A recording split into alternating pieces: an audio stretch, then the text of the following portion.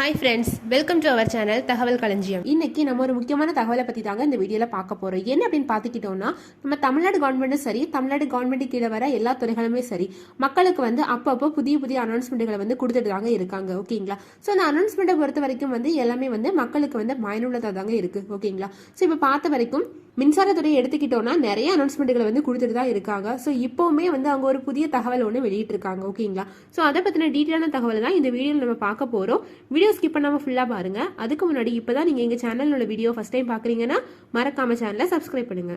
So பார்த்துக்கிட்டோன்னா நம்ம தமிழ்நாடு கவர்மெண்டோட மின்சாரத்துறை என்ன அனௌன்ஸ் பண்ணியிருக்காங்க அப்படின்னா, சென்னை மட்டும் இல்லாமல் இன்னும் வரப்போகிற வாரங்களில் தமிழ்நாடு ஃபுல்லாக உள்ள அடுக்குமாடி குடியிருப்புகளில் மின் கட்டண முறையில் அவங்க மாற்றம் செய்ய போகிறதாட்டு ஒரு தகவல் ஒன்று வெளியிட்டிருக்காங்க. ஓகேங்களா?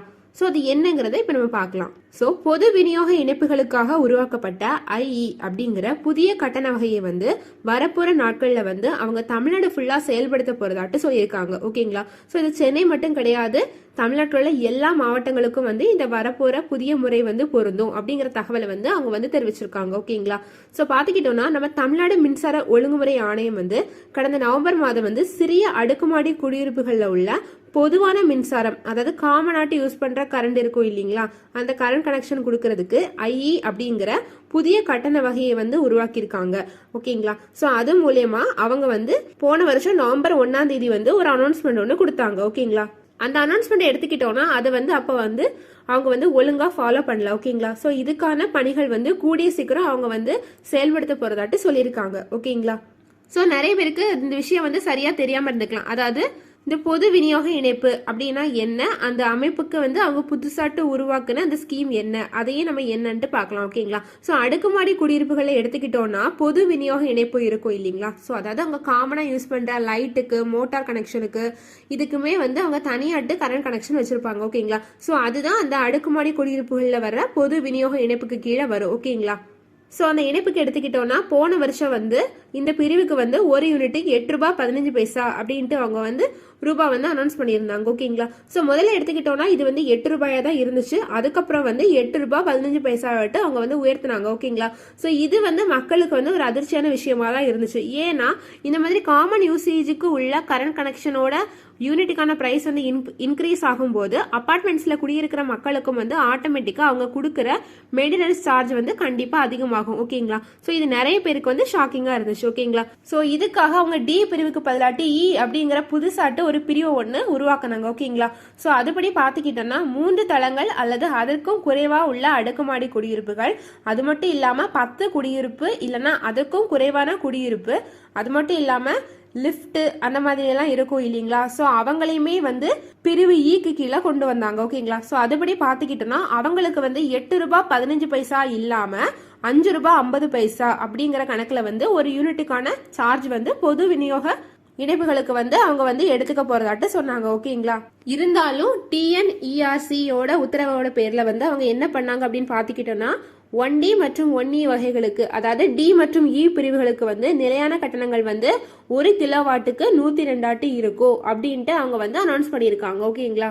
ஸோ அந்த டிஎன்இஆர்சியோட உத்தரவோட பேர்ல ஸோ டான்ஜெட்கோ ஸ்டேட் ஃபுல்லா உள்ள சிறிய அடுக்குமாடி குடியிருப்புகளோட நலனுக்காக, அது மட்டும் இல்லாம பொதுமக்களோட நலனுக்காகவும் இந்த திட்டத்தை கொண்டு வர போறதாட்டு சொன்னாங்க. ஓகேங்களா? ஸோ இந்த மாதிரி அவங்க காசை குறைச்சதுனால டான்ஜெட்கோவுக்கு வருவாய் கம்மியாகும். அதாவது அவங்களுக்கு வர்ற அந்த வருவாய் பற்றாக்குறையை ஈடு செய்யறதுக்காக மாநில அரசு என்ன பண்ணாங்க அப்படின்னு பாத்துக்கிட்டோம்னா கூடுதல் தற்காலிக மானியத்தை முன்கூட்டியே விடுவிக்கும் அப்படின்ட்டு அவங்க அனௌன்ஸ் பண்ணியிருந்தாங்க. ஓகேங்களா? ஸோ இந்த திட்டத்தை எடுத்துக்கிட்டோம்னா நவம்பர் 1ஆம் தேதியில இருந்து அமலுக்கு வந்துச்சு. ஆனா இன்னும் நிறைய குடியிருப்புகளுக்கு இந்த புதிய கட்டண முறையில எந்த விதமான மாற்றமும் இல்லை அப்படிங்கிற கம்ப்ளைண்ட்ஸ் வந்துச்சு தான் இருந்துச்சு. ஓகேங்களா? ஸோ இதனால நிறைய பேர் இப்போவுமே அந்த பழைய கட்டண முறையை தான் ஃபாலோ பண்ணிட்டு இருக்காங்க. அதாவது ரீடிங் எடுக்க வரும்போது அவங்களுக்கு அந்த பழைய கட்டண முறையில தான் அவங்களுக்கான பில் ஜென்ரேட் ஆகி வருது அப்படின்ட்டு நிறைய பேர் சொன்னாங்க. ஓகேங்களா? ஸோ அதாவது 8 ரூபாய் 15 பைசா தான் இப்போதைக்கு அவங்க ஒரு யூனிட்டுக்கான காசுக்கு செலுத்திட்டு இருக்காங்க அப்படின்ட்டு சொன்னாங்க. ஓகேங்களா? ஸோ இதனால மாசம் எடுத்துக்கிட்டோம்னா 300 ரூபாயில இருந்து 500 ரூபாய் வரைக்கும் நிறைய பேர் கூடுதலாட்டு கட்டணம் செலுத்திட்டு இருக்காங்க. ஓகேங்களா? ஸோ இது நிறைய பேருக்கு ரொம்பவே கஷ்டமான சூழலை தான் ஏற்படுத்தி தந்திருக்கு அப்படின்ட்டு நிறைய பேர் சொல்லிட்டு இருக்காங்க. ஓகேங்களா? ஸோ இப்போ கொஞ்ச நாளைக்கு முன்னாடி நம்மளோட ஸ்டேட் கவர்மெண்ட் அனௌன்ஸ் பண்ண குறைக்கப்பட்ட கட்டணங்களுக்கு தகுதியான அடுக்குமாடி குடியிருப்புகளில் உள்ள பொதுவான விநியோக இணைப்புகளை வந்து அடையாளம் காண்றதுக்கு வந்து டான்ஜெட்கோவில் உள்ள ஊழியர்கள் வந்து வீடு வீடாட்டு ஆய்வு செஞ்சிருக்காங்க. ஓகேங்களா? ஸோ இதுக்கான சர்வேயுமே வந்து அவங்க வந்து கவர்மெண்ட்டை வந்து ஒப்படைச்சிட்டாங்க. அதாவது எங்கெங்கெல்லாம் அவங்க சொன்ன மாதிரி 10 வீடுக்கு கம்மியாட்டு இருக்குதோ அது மட்டும் இல்லாமல் 3 ஃப்ளோருக்கு கம்மியாட்டு குடியிருப்பு இருக்குதோ அந்தந்த இடங்களெல்லாம் வந்து டான்ஜெட்கோ ஊழியர்கள் வந்து அடையாளம் கண்டு அந்த டீட்டெயில்ஸ் எல்லாம் வந்து அவங்க கலெக்ட் பண்ணி அதற்கான தகவலையுமே வந்து அவங்க வந்து ஒப்படைச்சாச்சு அப்படின்ட்டு அவங்க சொல்லியிருக்காங்க. ஓகேங்களா? ஆனாலும் இந்த திட்டத்தை வந்து நிறைய இடத்துல வந்து நம்ம கவர்மெண்ட் வந்து செயல்படுத்த தொடங்கல அப்படின்ட்டு கம்ப்ளைண்ட்ஸ் வந்து வந்துட்டு தாங்க இருக்கு. ஓகேங்களா? ஏன் அப்படின்னு பாத்துக்கிட்டோம்னா மிக்ஜாம் புயல் வந்துச்சு இல்லைங்களா? ஸோ இதனால தமிழ்நாட்டில் வந்து சென்னை, திருவள்ளூர், காஞ்சிபுரம், செங்கல்பட்டு மாவட்டங்கள் வந்து நிறைய சேதங்களை வந்து சந்திச்சுது. ஓகேங்களா? ஸோ அப்படி இருக்கிற பட்சத்தில் அந்த டைம்ல வந்து மின் ஊழியர்கள் வந்து ஒரு சில இடங்கள்ல வந்து சரியாட்டு கணக்கு விவரத்தை வந்து கொடுக்கல அப்படின்ட்டு அவங்க சொன்னாங்க. ஓகேங்களா? ஸோ அதன் காரணமாட்டு தான் நிறைய இடங்கள்ல வந்து இந்த திட்டத்தை வந்து விரிவுபடுத்த முடியாம இருந்துச்சு அப்படின்ட்டு அவங்க சொல்லியிருக்காங்க. ஓகேங்களா?